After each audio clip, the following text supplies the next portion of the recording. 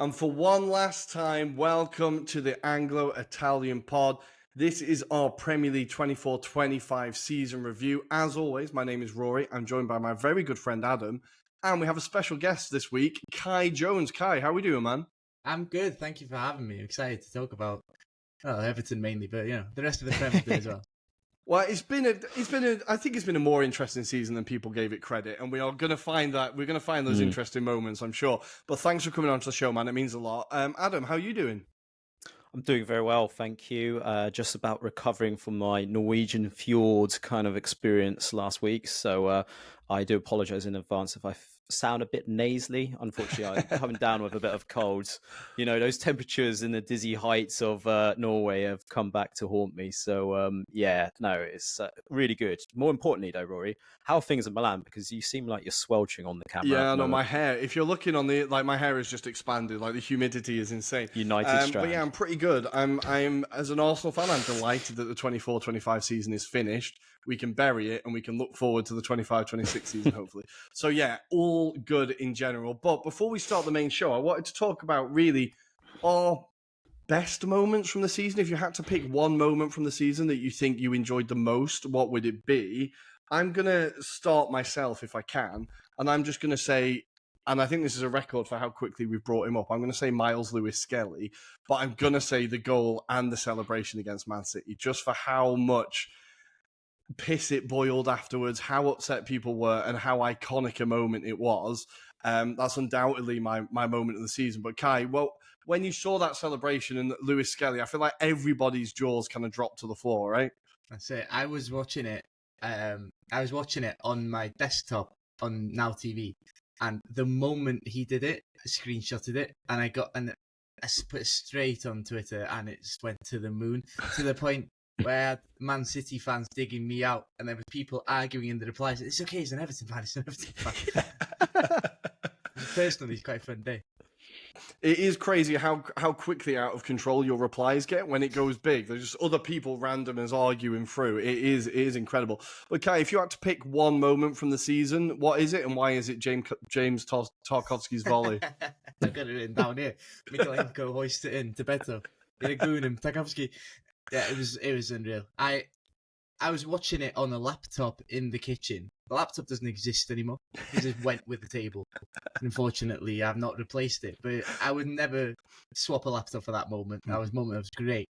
And it made it better because the Goodison Derby record, would have swayed in Liverpool's favour if we had lost that one. So it kind of saved and preserved Goodison's legacy in that sense.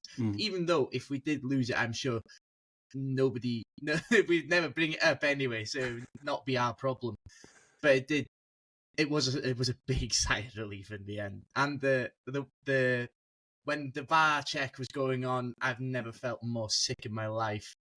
But we did get to celebrate it twice, and Moyes uncharacteristically was giving it a lot at the end. It was great to see, and as well the red cards that followed. That makes it even better. But I have to be honest, the red cards in football, especially when it's not your team or one of your players gets another player sent off in a petulant way. I'm here for it.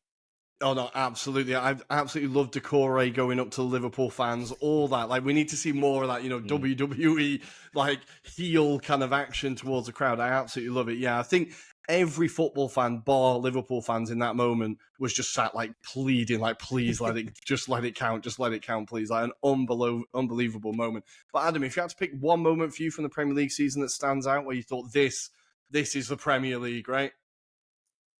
I think it's and I'm going to probably allude to it in another point, but the implosion of Man City this season. Oof. It's been one of those that I didn't think would be possible given Pep Guardiola's success over the number of years, but just the fact that he hasn't been able to adapt really to different circumstances, and I think obviously injuries have played a part, but you could tell it's taken a huge strain on him, and it's probably been a breakthrough for the rest of the other clubs to kind of realise that there is a way to beat this Man City team, and in particular Pep Guardiola's staff. So, yeah, maybe a bit boring in terms of that sentiment compared to you two guys, but certainly from my point of view, from an outsider anyway, because obviously I don't support a Premier League team, but yeah, it's been fascinating from that point of view.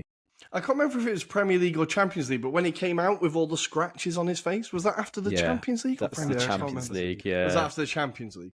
That still stands out in my head. It looked like he'd been in a fight with a rake or something, like unbelievable. But we're going to take a very quick break. When we come back, we're going to be discussing three talking points that we can take away from the 24-25 season. We'll see you on the other side. And we are back with our three talking points from the 24-25 season. And we're going to start at the bottom, I think, with the relegation battle and looking forward a bit to next year. Now, obviously, the three teams that we had were a little bit of a disappointment this year. I think we maybe expected a bit more from a few of them.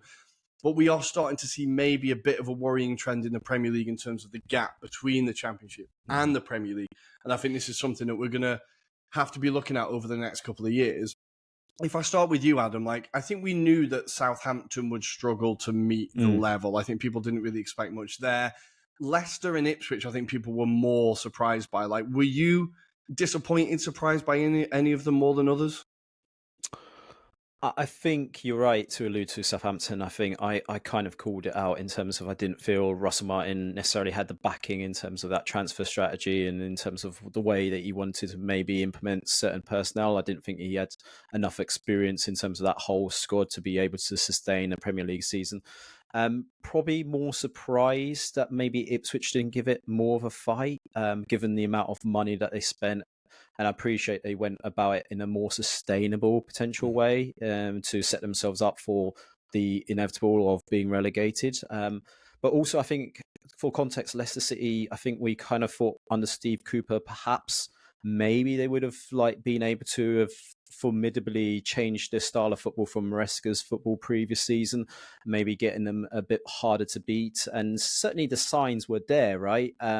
But I think, unfortunately, it was his reputation with Nottingham Forest that really didn't win him any favours with that fan base. And inevitably, that bitterness kind of saw the end of his reign. And it then felt like Leicester lost their way in terms of what they wanted to achieve. And you can see that with the appointment of Van Nistelrooy. It didn't feel like it was necessarily the way they wanted to potentially go. But inevitably, the whole strategy went out the window by that point, and they just were scrambling around. At the same time, trying to avoid being relegated to the EFL because they were chasing them for some misdemeanors themselves. So it's going to be a fascinating summer for them. But I suppose maybe we just thought other teams might have been kind of getting into that battle, but unfortunately it's just the amount of points that those clubs had accumulated that made it kind of certain that those three were going to get relegated. I don't know how you felt at the time as the season kind of progressed, but certainly it just felt inevitable in the end, didn't it, Rory? Well, yeah, we kind of saw it coming for a while, but for Leicester, and Kai, I'll see if you agree, for me, the turning point, and Adam alluded to it, was that Steve Cooper sacking. Now, I understand why they did it, because obviously the fans really weren't happy with him with his allegiances to Forest. But for me, from that moment on, I thought if you're going to sack Cooper and bring in someone like an Allardyce who's got experience or someone who's kept teams up, then maybe it can be justified. But bringing in a manager who's managed Manchester United for 3-4 games, not really an experienced coach, that felt like a real sliding doors moment for me with Leicester. How did you see it? Yeah, the Leicester appointment of Van Nistelrooy is a tricky one because trying to think of what Van Nistelrooy wants to achieve as a manager is quite weird because obviously he was at PSV and he got sacked there even though he won the Dutch Cup. But the football was the main sticking point because it wasn't attractive enough. Man United is going to be a manager bounce in it. It's an Ole Gunnar Solskjaer type thing where the players are pretty good so you can win a few games here and there. And Leicester's completely different to the previous two again. So his selection of jobs is pretty strange. He goes in and he kind of ruffles a bit more feathers than it was already ruffled. The Leicester players famously, they liked Maresca. They loved Maresca. They were going on parties to Denmark holding up "We miss you, Maresca" signs. That's not an environment an inexperienced coach is going to thrive in for me unless he gets them on side quickly. And when the results don't come, that's going to be perpetuated even further. What they do next is going to be interesting as well because Van Nistelrooy has obviously no championship experience at all. And obviously a lot of the players are going to leave. Vardy He played more minutes than any over 35-year-old this season by a lot. He's of course leaving. The planning for the future wasn't great for Leicester. They didn't spend much, to be fair to man, got injuries, Fatu being one of the key ones. But it just seems like they were pretty limp, every decision they made. Mm-hmm. It was the lack of attacking output as well. Like, obviously, they broke the record for a Premier League team with the least goals at home in a row, right? They went like 7 or 8 games without a goal at home. I feel like, obviously, if you were relying on a 35-year-old Vardy to be your main goal threat, that is a bit of an issue, even though Vardy is like an absolute legend. Yeah. But even players like Bilal El-Khanousi, I want to get it right, who a lot of teams are now looking at, looked very promising. But Adam, it just felt like Ruud wasn't really able to get that attacking output at all and get that kind of a bit of even directness or energy. It all just seemed a bit, as Cai said, a bit limp. Yeah, I felt like, and this was definitely the kind of noises that we saw as the season progressed, was that there didn't seem to be like an identity in terms of what he would try to implement with this squad. He was still trying to understand, I think, certain personnel, how they would adapt to certain positions and maybe transitions as well. Because I can only recall maybe that performance against Spurs when Spurs were just so easy to get points against. That was the only time that actually Leicester got anything out or meaningful, should I say. So it felt like I don't feel there's any kind of progression for the future. And it's interesting that they've not really decided to pull the trigger as such, because there is possibly, arguably, more charismatic maybe coaches that could probably instill a bit more identity and style to Leicester's game, even with the players that they've got at their disposal. So surprising is probably what I would say about this whole kind of episode so far. It's so mad how quickly a club goes from like being the model run club to like everything looking a little bit chaotic. Like you look at like Leicester were the team and like look, everyone was studying their model, looking at how they were punching above their weight, and it doesn't take long for those things to kind of unravel and the fans getting super unhappy. Obviously, I think even the director of football there getting a lot of flack as well from the recruitment point of view. And then for Ipswich, I wanted to talk, and Cai, and get your kind of views on this, because me and Adam have been talking about, did Kieran McKenna get a bit of an easy ride in terms of like scrutiny just because Southampton and Leicester disappointed so much? Like, I think we did expect Ipswich, we know that, like, you know, back-to-back promotions, a lot of that squad were kind of played in League One and now they're in the Premier League. But do you think he got away with it a little bit in terms of they were still lacking quite a lot as the season went on? Yeah, I think they rode on the coattails of the first game of the season for quite long. All I remember is that Ipswich fans on Twitter were very buzzing after losing to Liverpool because they were saying they were the best team in the first half, which admittedly they were, but after that first half is gone, you have to focus on something else, because that's not the bar. Losing shouldn't be the bar for accomplishment. They spent 152 million euros. That's the 7th highest in the league. And when you look at the squad, you think, wait, what did you actually get? Because there's not like George Hurst was playing a lot towards the end of the season.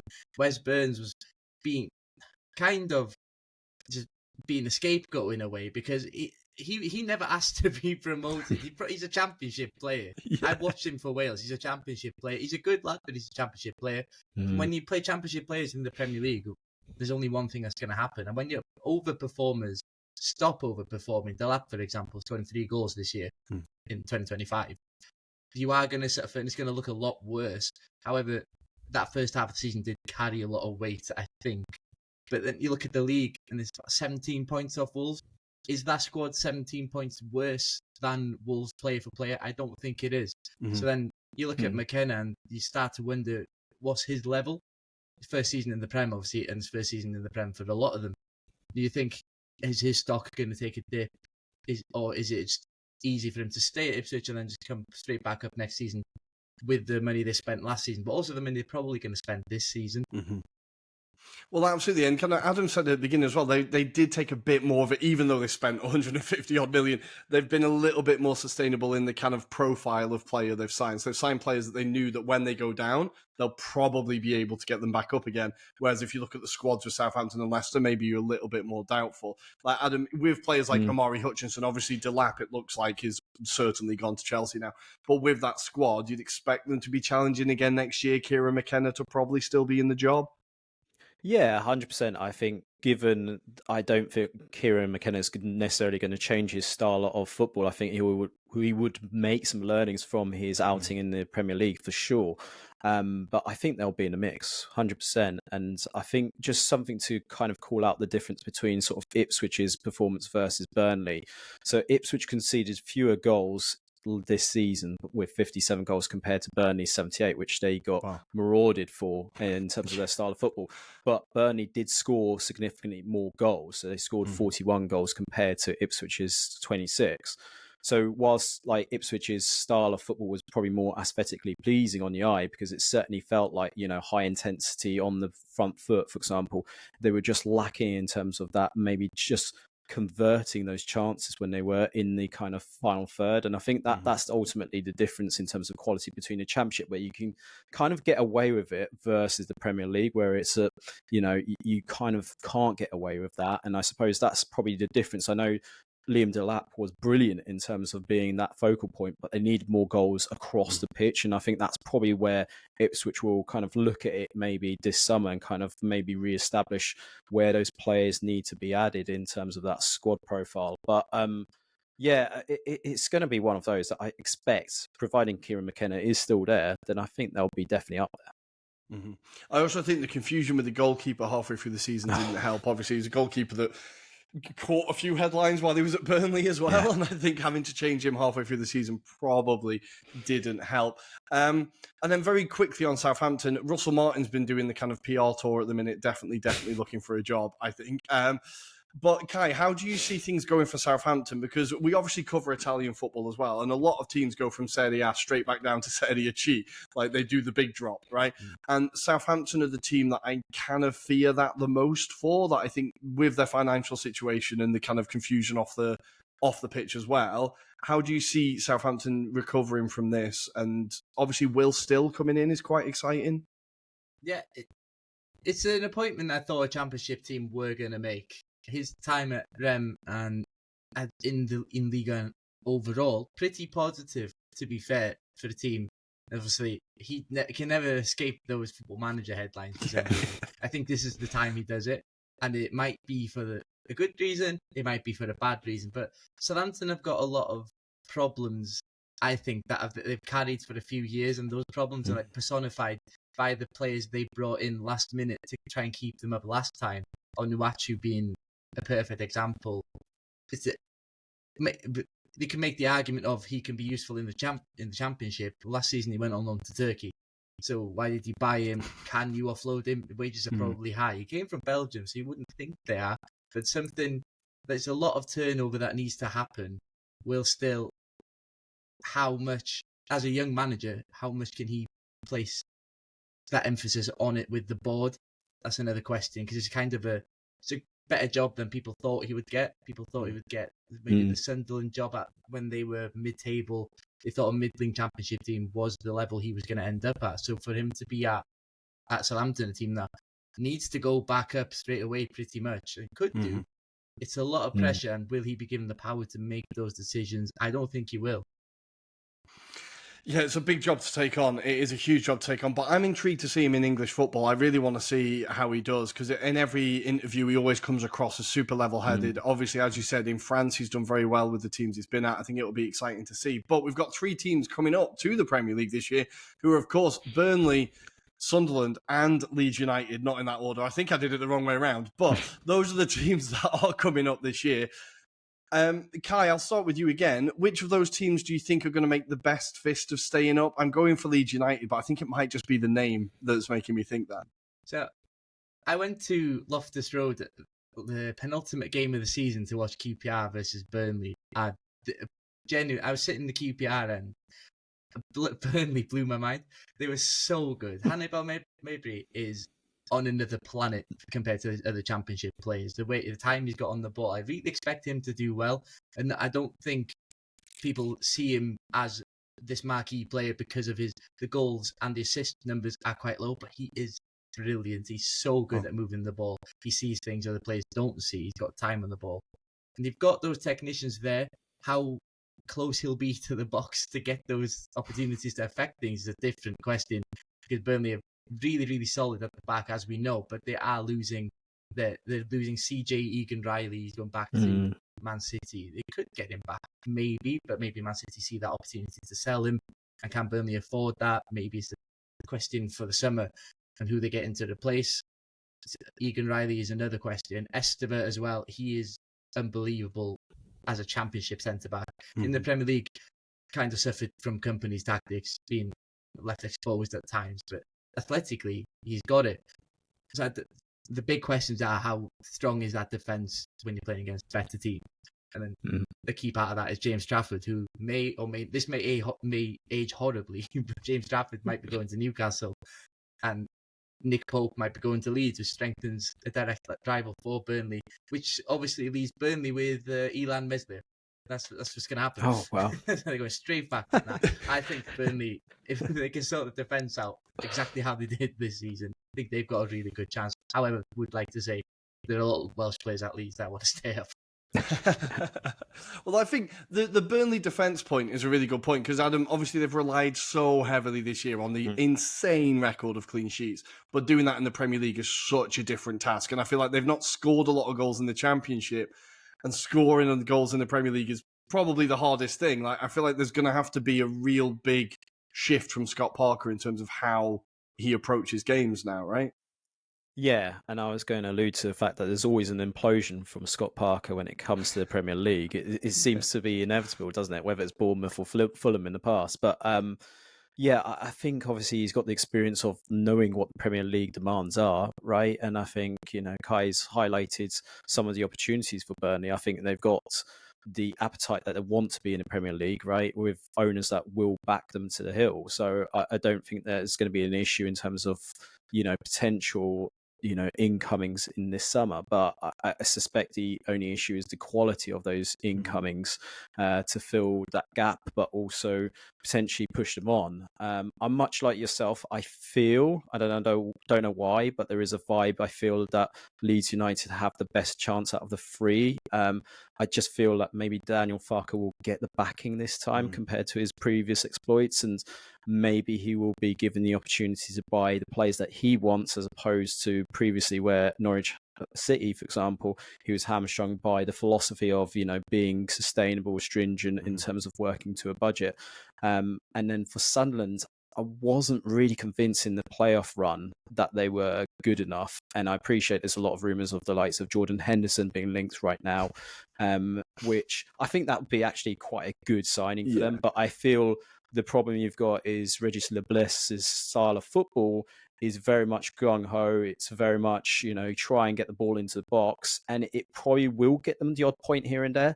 But it's all about consistency, as Sunderland fans will know. It's all about having quality. And I think that's always been the problem with Sunderland, is that when they have those quality players, they move on. So the likes of Chris Rigg, for example, has been a standout this season. Don Ballard at the back as well.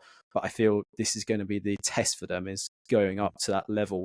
We saw it with, for example, Leif Davis, for example, at Ipswich. We all thought he might be that kind of left back coming into the league who might stand out, but really did struggle to adapt to the league. So it'll be an interesting time for Sunderland, but I feel Leeds are probably more equipped. I don't know why I'm saying that, though. I feel like Sunderland have got a really exciting squad, but it's a very young squad. It's a very young squad. And I don't know if that's a positive or a negative, because young players can be fearless. They can go for it. They can just play and not worry about it. Or it can be like a really steep learning curve and you find yourself in quite a difficult position. I feel like Leeds have got the most Premier League quality players there. I feel like Gnonto and Pirro, there's a few players there. Yeah. Even Solomon, if he continues at Leeds, I'm not sure what the situation is with Spurs and if they're signing him or not. But I think they've got a few players there that are already Premier League quality ready. They seem to have that goalkeeper situation kind of sorted out. I think they finally got that sorted. But Kai, do you think there's enough quality now? I feel like Leeds, they've just got a bit more know-how there with some of the players. And as we said, Farke, Norwich they got relegated every time, but I feel like he's learned a bit along the way, and now he feels like he's got the trust of the fans and the club, because there were still question marks up until the last game of the season. Yeah, that's a great point about Norwich. They would sign these players and go, oh, we've got some extra big hitters now to help us keep us up. One of them being Milot Dashika, done all right at Werder Bremen. And then he ended up at Turkey. It's what were they expecting? Stuff like so. Dan Lafaka, I'm pretty sure Dan Lafaka would have said this at some point. With the quality there is way higher now. It's undoubtedly goalie aside. There's Rolls Royces in that midfield, and Tanaka, for example, Grue is very good. They both cover ground really well. They scored 8 goals as well, which I like. And then you've got Ethan Ampadu and Joe Rodon at the back. They were so much time on the ball. Joe Rodon was always painted out as this no-nonsense centre-back because of his height, maybe it's because of the tattoos and the aesthetic of him, and the way Indy does win all the headers. Trust me, we've got to chant about this for Wales. But he's great. He gets over 100 touches a game in the Championship. So does Ampadu, and they have that vice grip on games, and that's something that if they can achieve in the Premier League, that would be massive for their survival and could push towards a higher finish if possible. And with Leeds as well, they've got very good fans. Under Bielsa that first season, they will trust you, they will back you. Bielsa different to Farke, I get this. Bielsa had the buy-in. I don't think any Leeds fans wanted him to leave, and he's still a lot of Leeds fans' hero from what I've seen. Farke, it does go. There's rumours obviously that he's going to get sacked when he won the league. Because it's a bad look already. With backing, a strong start to the season. If you start the season well, you're pretty well good to stay up. And there's a good feeling there at the minute, so that could be a massive factor in it. Yeah, no, absolutely. I think you're right. But if they do get off to a bad start to the season, they might turn on him quite quickly. It's going to be like on a knife edge, isn't it, really? It's going to be on a knife edge. But if we talk about the kind of the gap between the Premier League and the Championship, we think maybe, 2 years in a row is an exception. It's not quite a trend yet. But Adam, obviously there's been quite a lot of talk about how the Premier League, how the EFL and the English football deal with this kind of seemingly widening gap. Is it getting rid of the parachute payments or restructuring the TV money? Does something need to be done? Because it feels like the gap is getting bigger and bigger. And the whole, for most of the season, we missed a huge part of the drama of the Premier League, which was the relegation battle. Yeah, I don't think there's one right answer, really, to be honest, because if you took away the parachute payments, does that give more kind of financial clout to Premier League clubs potentially? I don't know.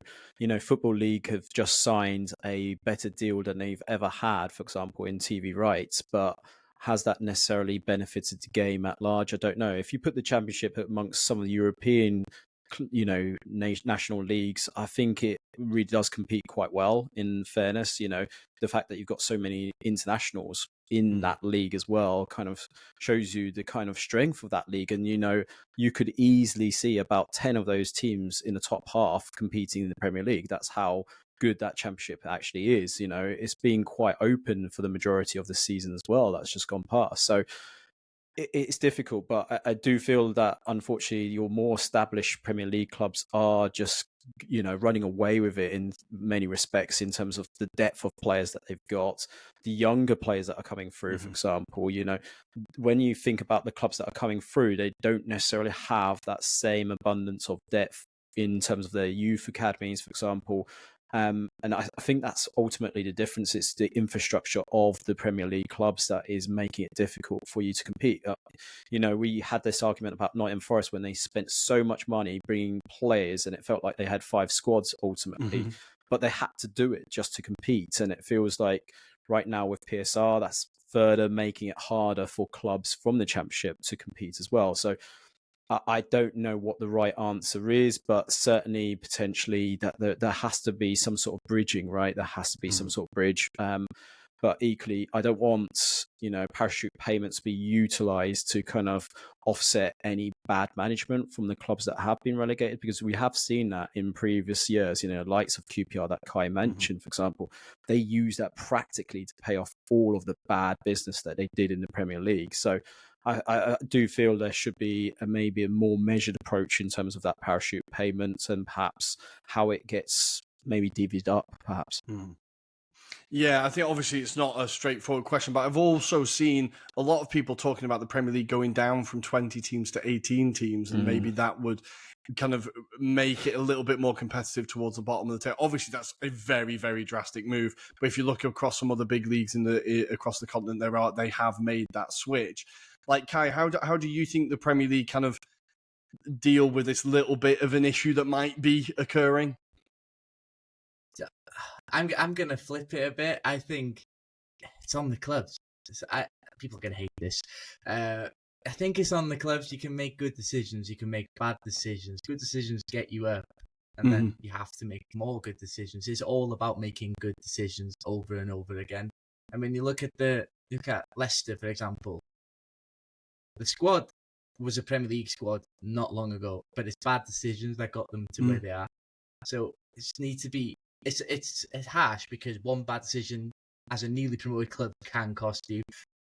For example, Russell Martin sticking to his guns and sticking to his principles. Meanwhile, Ange Postecoglou at Tottenham sticks to his principles for a very long time, and there's no massive repercussions from it.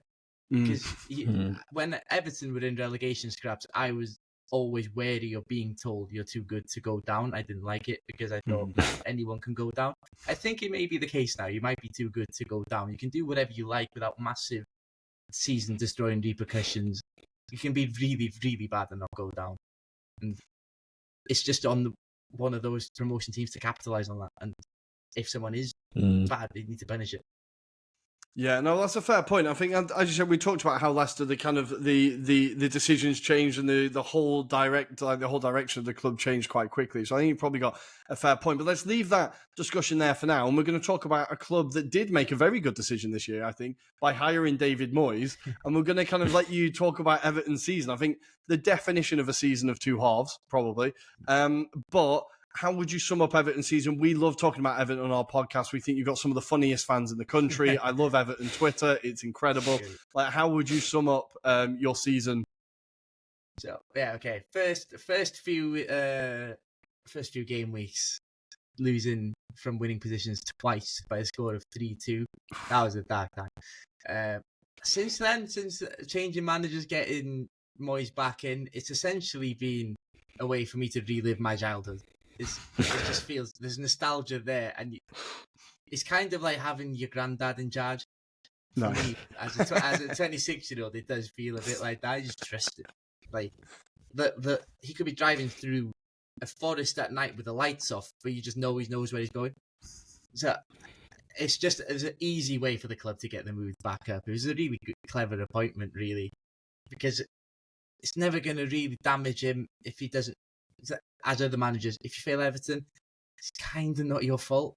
Lampard being a key example, going to Coventry and doing well, but under Moyes now is just and going into the new stadium with it's a cliche, but it's a safe pair of hands, and it's the mood around the place is great. The last game of Goodison was just unreal because not only did you have all the legends coming out, but you had someone who's been there for all those most of those legends' time at Everton as the manager. And the football has been so good. From game week 7, we've conceded the 4th least amount of goals. And the teams above us are Champions League teams. The teams and the one team below us is a Champions League team as well. That bodes so well. I think it goes under the radar at times just how good we've been. I went to watch Everton play Brentford away from home, and the first half was awful. And by that point, you would expect Everton fans to be moaning and groaning, but it was all right. The mood was pretty good, and lifted the team, and then we dominated the second half away at Brentford, which not a lot of teams do. I know it's Brentford, but they have been a tricky customer for a lot of teams, and we've done well against the biggest side mainly, which is a huge. Under Moyes, the first time, we would always get results where we shouldn't. Anfield, we would never get a result, but otherwise at Old Trafford, a 4-4 game. That's really living back my childhood now, but there's just an optimism that we're Everton, we're a big club, and that's been lost for so long. I've had so many verbal disagreements with people, if I put it nicely, that Everton are a big club. I'm not having that Newcastle are bigger. No way. No, I am fully on your side. I'm fully on your side with that. People forget how good Everton were in the 80s. Like, people forget how good the Everton were. But you've mentioned it, like the new stadium, obviously the mood is completely lifted. Yeah. Charlie Alcaraz is joining. It feels like everything's quite positive at the moment. Like, how excited are you to get into the Hill Dickinson Stadium? It looks unbelievable, even if the name leaves a bit to be desired. I can't wait to go in the Dick. It's going to be great. The summer is going to be interesting because we've got money to spend for the first time in 9 transfer windows. 9 transfer windows. We've just been scrimping and saving, getting Ashley Young in on a free. Did all right, to be fair. Damari Gray being a record signing in one transfer window for 1.7 million out there. But this summer, it looks like we might have 100 million to spend doing that. Wow. And it's a rare thing to go into a new stadium with money to spend. Oh, I might have lost it, yeah. And going into a new stadium with money to spend is huge because we need players. Let's me. It's good, but we need players, man. Allcott for 12 million is a great signing. We've got I can't remember his name now on the spot, but the Leeds director of football has come in, and he's pretty savvy and not overspending. However, we did get linked to Mitrovic today, and then the number 45 million was getting floated. And I was like, oh God, no, please no, not again. He's 30 years old. What do we do? And then Man United were getting linked to him, and then I thought, oh God, no, please.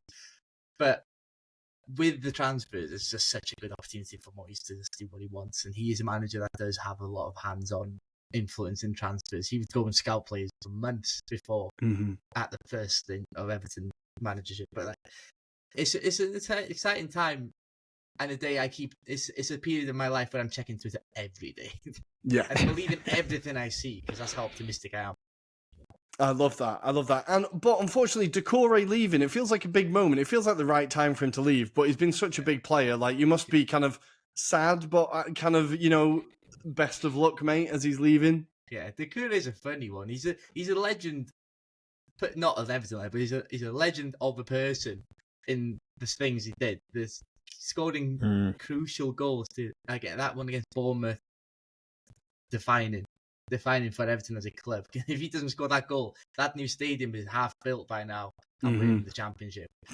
And getting Curtis Jones sent off again, very funny for me. But I've never seen a player make simple things look so difficult. But he's on high wages. We offered him a lower deal to stay. He didn't want it. Fair. Like, no harsh feelings. You go and make a big bag of money in Saudi. We'll wish you well. Yeah, it was going to be Saudi or Turkey he turns up in. It's going to be one of them. I'm not sure which one it's going to be yet, but we will see. But yeah, good to see Everton back on an upward trajectory again. And as we go, we're going to keep going up and we're going to talk towards the top of the table. Now, obviously, the transfer window kind of opened yesterday, I think, or the day before it closes again. But all the clubs are going a bit mental. Obviously, Liverpool have been very active. They've already bought in Frimpong. Looks like they're after or about to secure Florian Wirtz. Newcastle on a madness is trying. They've just signed. No, they're now getting a new goalkeeper. There's a few players there linked to Man City getting Ait-Nouri. Arsenal still trying to finalise Zubimendi. We've been waiting about 6 months, but it'll get done at some point. But all the big teams are starting to go a bit mad. Adam, do you expect next year the title race to be a little bit more open? As an Arsenal fan, I'm of course hoping it's super close and we just run away with it. But I'm starting to get a little bit concerned about Newcastle and their spending. Yeah, I think there will be certainly a lot more transfers in this kind of 2 window breaks, right? Because we've got this for 10 days and then we've got the second half of the window opening at the same time. So it'll be fascinating to see, from my point of view, the departures potentially from an Aston Villa perspective, because they have to balance the books. So that might kind of cripple them slightly in terms of quality, because Emery's kind of alluded that they still need reinforcements, but it feels like they might have to kind of push players out the door. Emi Martinez being one of those potentially that will have to be sacrificed.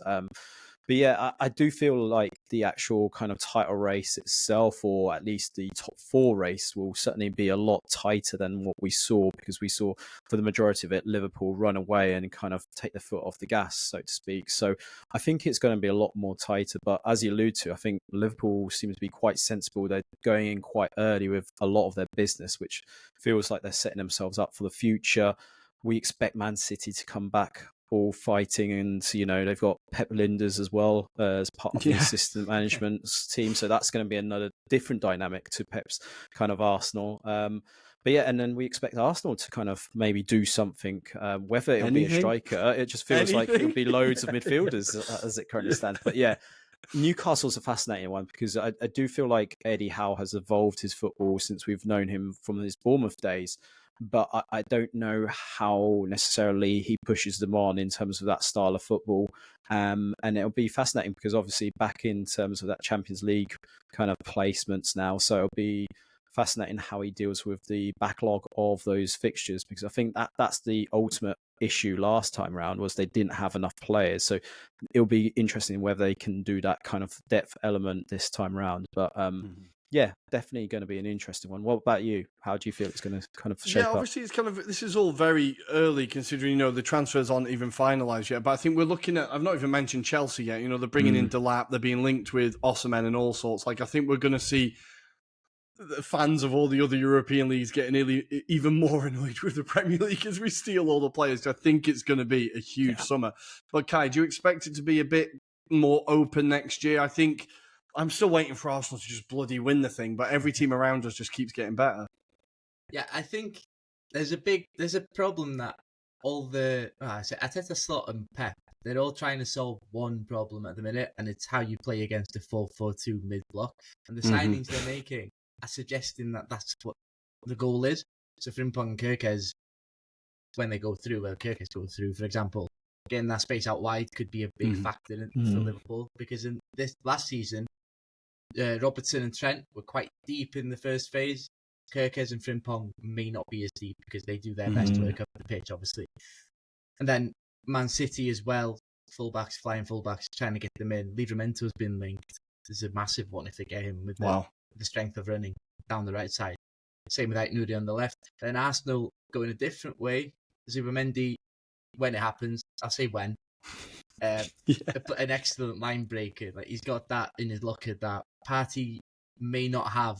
He's more disruptive for me, and he plays. He's very tidy, but Zubimendi is a better line breaker, which allows Odegaard and Rice to stay a bit higher in that second phase, meaning they don't have to drop laterally in the same line with the DM. So that allows for more balls forward. So I think whoever solves that problem is going to win the league for me.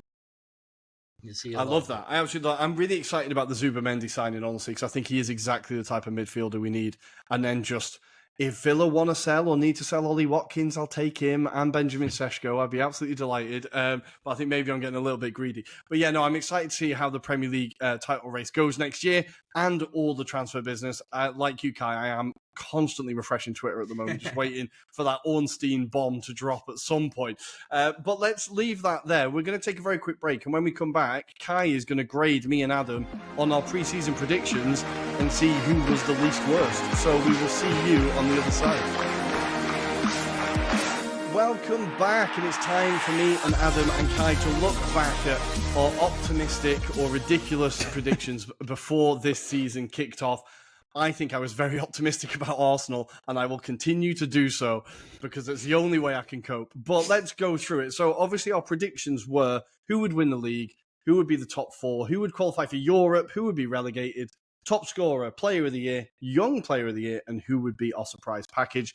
Then we're going to throw in a few wild cards, wild shouts we put in. But I'm going to quickly run through. We'll go. So Adam, I put for league winners, of course, Arsenal. Who did you put down for your league winners? I also put Arsenal. Oh, no, that's 0-0. That's a good start. Yeah. That's a good start. To qualify for Europe, I said Man City in second, Liverpool in third, and Spurs in fourth. I think I was trying to overcompensate with my bias as saying that they would be in fourth. But who did you say would get the top four?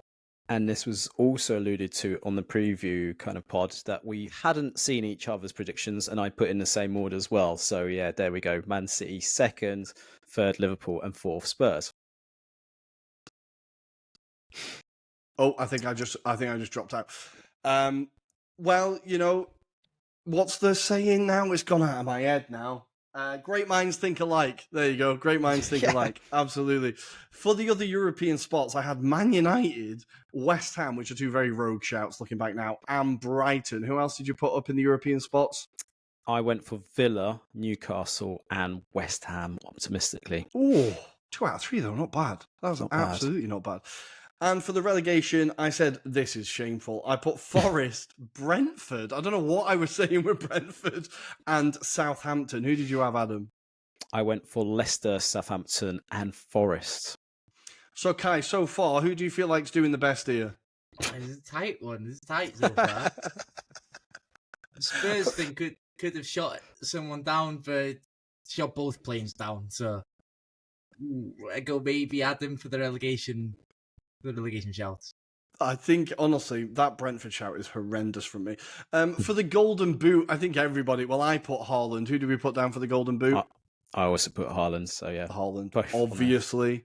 Player of the Year, this was me on my optimistic hype. I went for Martin Odegaard, because, of course, if we're going to win the league, he's going to be the best player in the league, right? And likewise, I said the same, because I thought Arsenal would win the league, right? So, for the young player, and I think there's a talking point here maybe, I put Kobbie Mainoo, but I'm really disappointed with how his season went. I think everyone's a bit disappointed with how his season went, right?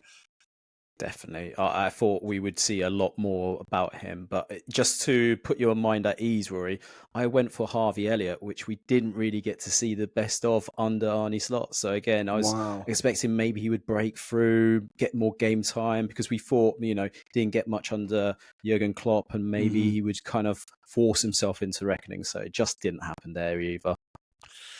And then the last one, surprise package. It depends what you mean by surprise. I put Brighton, but they had a bit of a nothing season in the end. I don't think they surprised anyone, really. Well, certainly from a Hertzler point of view, it was a surprise, right? I went for Ipswich Town, if it makes it easier, because there was certainly, I thought, could have done something a bit more than they actually performed in that respect. So egg on my face on that one. Well, I think that was fairly even as well. But Kai, if we talk, I'm going to see, if you look back at what you were thinking before the season started, are there any teams that you were particularly disappointed by? Any teams you were really surprised by this year? Surprised by, obviously, Forest.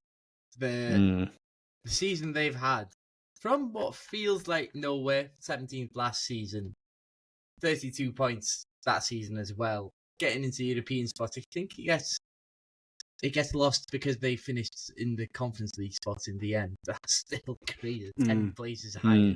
They conceded 67 last season, 46 this one. And then, just to add to the surprisement, they beat Brighton 7-0 after losing 5-0 the week before. So like a bonus surprise in there. And was there any team that really disappointed you this year? Any team where you thought, I really thought they'd be doing better? I think West Ham maybe, but I don't know. Yeah, apart from the weekly Everton disappointment. West Ham's a good shout to Lopetegui. Felt like he could, without being too much of a jump, because of football was probably going to be similar. It felt like it wasn't going to be too much of a gear change for West Ham just to continue. And then Graham Potter's been very underwhelming. A lot of defensive-minded players in his team, which is a surprise to me, really, because he's a technical manager who likes to play brave football. And then you make wonder, well, was that just a Brighton thing? Yeah, that could just be a Brighton thing, to be fair. Well, then let's go for our rogue shouts for the season, Adam. So we've written down things we got right, because we want to try and make ourselves sound like we know what we're talking about. But my rogue shouts were, I said that Miles Lewis-Skelly would be a breakthrough player this year. I think when I said that, I meant we might see him 2 or 3 times. I definitely did not anticipate the rise we saw, but I'm going to leave my talk about him there because it's going to come up later. I think I said that Ismaila Sarr would be a very clever signing for Palace, and I really put my neck on the line for this one. Russell Martin would get sacked for Southampton. Really putting my neck on the line there. No, definitely. But there were some belters there at the same time. So the things that I got right, Eric Ten Hag to be sacked by Man United in November, specifically November, I said. So I nailed that one. Morgan Rogers to have a good season. We definitely saw the best of him towards the tail end of the previous season, but yeah, he's grown as a player. I also alluded to the fact that if Rodri was to get injured, that Man City season might get derailed, and so it played out. One that I'm really proud of is the fact that Lloyd Kelly is definitely not a good signing for Newcastle, and subsequently Juventus fans are now feeling that pain now, so we shall see. But I also put Fulham to be a surprise package, which they proved to be quite the goal-frenzy team that we liked, and Leicester City to go down alongside Southampton's dependent on the business at the time. So yeah, some really good shots there. Nice. And then let's go for the ones we definitely got wrong. So I said that top 4 would be the best Liverpool could realistically achieve. I said that Solanke would be a good signing for Spurs. I think it's safe to say that hasn't really worked out so far. West Ham to finish above Palace. Leicester of all the teams to stay up. And of course, Forest the team to potentially go down. Adam, what did you get wrong? Yeah, it's only a handful, so I feel like a pat on the back on this one, but still got these wrong. So Nuno Espirito Santo to be the first manager to get sacked. I also put Liverpool getting into top 4 would represent a good season even, despite the lack of signings at that very moment. And Ipswich just stay up of all the teams that came up. So yeah, not too bad. Not bad. Kai, if you had to give us a rating for our predictions, how are you feeling about it? Oh, rating is always a tough one because the top one's always We won't take it down. personally, don't worry. It's all right. I gave Rory a get D, and then Adam, because of the Rodri shout, you know what, you get a B. You know, I think that is more than fair. I'm gonna have to sit myself in the corner, have a quiet word with myself before next year. I think. It's always a But case, isn't it? all in all, not too bad. Maybe we do sometimes know what we're talking about. So now heading to our awards, the ones that the players have all been waiting for with bated breath. They're all tuning in, listening to see who's going to lift these ones. But let's start with our player of the season. Kai, I'm going to start with you. You can chuck out a few names and then we can decide. But who do you think would be the nominees for player of the season? Tough one, really. Not many players really caught my eye this season. Brandtwaite's up there, pretty good, isn't he? Then, tough one. Van der Ven has his moments. And then probably Salah for the goal involvement, I guess. Because we have to kind of put his name out there, right? We have to be polite. We have to be polite. But I think we can put Brathwaite's name in there as well. He's done incredibly well for Everton. I think we'll take that. Adam, the players beyond Salah that came to your mind for the player of the season? Oh, probably Morgan Rogers. That's one, and Yuri Tillemans springs to mind. I think both of them have had really good seasons. I think Tillemans has been, in particular, a kind of surprising one, given he came on a free transfer from Leicester City. Not a lot was expected, but Unai Emery has really transformed him into a really complete midfielder, and the midfielder I think a lot of people thought he would turn into. So I think from that point of view, just the way that he's managed to turn his kind of form, I think that was the key, was just the form. He wasn't really displaying that form with Leicester City, and he was able to do that under that system with Emery. So for me, that's probably another good shout. Nice. I'm just with my Arsenal bias going to chuck Gabriel's name into the hat until he got the injury. I think he was probably the best centre-back in the league. So I'm going to chuck his name out there. But obviously, the player of the season is probably Mohamed Salah, I would say. Let's go to the next one. Individual team of the season, in terms of the team that you think performed the best in terms of their ability to output, their talent to output, the team that you think performed the best. Adam, who are we going for? I went with Nottingham Forest just purely because I think everyone didn't anticipate the season they would have. I think he played a blinder in terms of playing them to their strengths.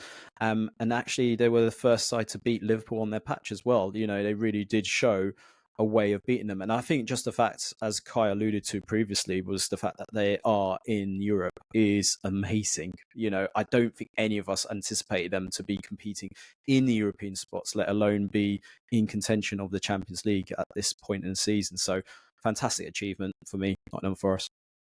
Absolutely. Kai, any other names to throw into the hat? Maybe a cheeky Fulham, or is it just Forest? See, I would like to say Fulham, because I really like Marco Silva. He's one of the managers that left without bad blood with Everton. And I really like to see him doing well elsewhere. Maybe Everton wasn't the environment for him. Bournemouth, another one. But you think, people love to go on about Bournemouth, how good they are. Then you look at the league and you go, mid-table. Yeah. So there's a lot of individuals there. But because it's such a tight stadium and the fan base that's been used to EFL football, for example, there's so much room for growth there for the players themselves. Not going to get that stick. If Kluivert tries 30-yard screamers 3 times a game at Everton, he's getting booed. He's getting... No, you're absolutely right. You're absolutely right. That's a good point. Yeah, I think they did just drop off drastically at the end of the year, and you realise their form actually did run out from under them. But I think, I'm obviously saying Nottingham Forest. I don't think anybody even slightly saw this coming, which leaves us on to the next one. Let's go for our young player of the season. I'm not going to go because everyone knows who mine is. But Kai, if you had to pick a young player of the season. So I've got Morgan Rogers. And nice. The way you watch, when you watch him and the way he dribbles, it's weird. It's that he does these little subtle movements for the guys. quite square as a physical profile.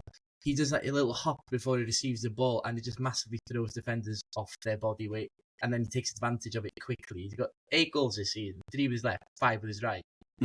That is a massive factor in his dribbling as well, because no matter which way he goes, he can find the end product. And 10 assists as well, 16 big chances created, could have more than 10 assists based on that. And the way he interprets space as well. Like that game against Newcastle, where he was initially on paper left winger, he was picking up the ball in centre mid. It was just allowing so much space for Maatsen down the left. And it's like, so a 22-year-old to have that understanding of the game, it shows why Emery just plays in whatever position. It doesn't really matter, because he's not only got individual quality, he's got football years, but beyond his actual age, in my opinion. Yeah, he absolutely terrorised us at Villa Park. I remember when we played him at Villa Park, he was just a pain the entire game. I was like, I need to see this guy at the Emirates at some point. But Adam, who would be your young player of the season? I went a bit rogue with this one, but Amad Diallo. I thought his season's been quite formidable, and outside of Fernandes, actually, he's been the kind of bright spark. And, he's had 14 goal contributions this season, which I feel is a growth spurt for him, because we didn't anticipate maybe him to have such a role that he's had for Man United. But genuinely, I kind of had to think about this, and I thought, do you know what? He actually deserves a bit of a shout out, because unfortunately Man United don't get much plaudits, but he's been one of the standout. He's been the kind of spark outside of Fernandes in that Man United team. And, the fact that they've been craving him right now, since he's come back from injury, kind of shouts about his ability this season. So for me, I think just because of his age, and we saw a little bit of it at Atalanta, for example, but yeah, we didn't see this growth from him. So yeah, that was my shout. I like that shout. So obviously he was hampered with injuries a little bit this year, but you could see just he's like head and shoulders above every other player on the United team when he plays. Really, like even in that horrendous Europa League final, the only moments of promise that United had came through him, and he so often shines. I think it's a decent shout. It's not his fault he happens to be in one of the biggest basket cases in the league at the moment. And of course, my nomination is Miles Lewis-Skelly. I just think I've never seen a player step into a team and look so comfortable at 17 years old, 18 years old. And I know it's not in the Premier League, but those performances at the Bernabeu just absolutely blew my mind. And I think even though Arsenal fans were expecting to see him a little bit, I don't think we expected to see him lock down that left back position when we've got like 20 left backs. He managed to lock it down, make it his own. And we've still not seen him in his proper position. Like, he's meant to play in midfield. So I think it's stupidly exciting how good he's been. But I'm gonna, I think Morgan Rogers. I can back Morgan Rogers for that. I think he's been fantastic this year, like unbelievable. Yeah. Let's go to Manager of the Season. Adam, I'm going to let you kick us off with Manager of the Season. Let's do it. I think it's Arne Slot. Sorry, Kai. It's got to be Arne Slot. Just because I don't think any of us anticipated him to necessarily win the champion, or the league itself, should I say. But more importantly, just the way that he's managed to push this Liverpool team in terms of their style of football, get them to be a bit more controlled in the manner. I thought first half of the season they were unplayable. They were so good. They just seemed to be running away with it. And yeah, it's probably not great for Kai to listen to this, but they did a great job. They did a fantastic job, and I've got to hand it to him. I think for his first season in the Premier League, he's gone above and beyond. Personally, I think he's really cemented himself, and it'll be interesting to see how he follows it on. But you get the feeling that he's not kind of there with this squad. He's going to evolve it even further. Well, absolutely. The only signing he made was our favourite Federico Chiesa. Like, it's not his team at all. And for him to still win the league with it is absolutely mental. Yeah. I absolutely have to tip the hat to him. But Kai, your Manager of the Season? So I've gone for Thomas Frank. So I've been to watch Brentford a few times this season, living as close as I do. And one of the occasions, so the first occasion was I went to watch them against Sheffield Wednesday in the EFL Cup. Completely nothing game, Brentford, the Premier League team.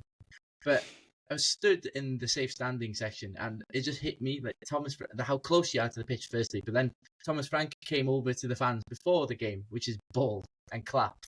And it's just, you don't really see it with managers. They usually turn to the end of where the loud supporters are and give them a little clap. Thomas Frank walks all the way there and claps them.